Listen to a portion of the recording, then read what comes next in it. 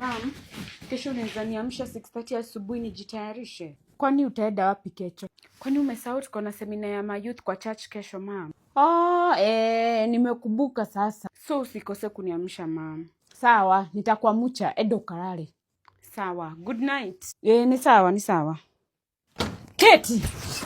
Bado umelala na saa saa 2? Kai mom, si nilikwambia uniamshe mapema. Ona sasa nimechelewa. Hata sitaoga, navaa tu nguo niende. Iko wapi simu yangu?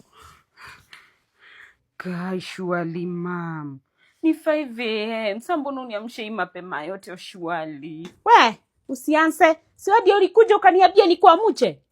Nilikwambia 6:30 AM, si 5 AM. Hakuna difference ya 6:30 na saa hii. Saa hii kwanza ukikaweza kosea, ufuge macho kidogo, utaamuka saa 4. Kwa hivyo shukuru Mungu nimekuamsha. Saa hii ni mapema sana. Naenda wapi mapema yote? Hakuna mapema iko hapa. Kwanza hebu ende uoge kwa sababu ulikuwa uende kama hujaoga. Ni mapema sana mama, acha nilalelale kama 1 hour hivi.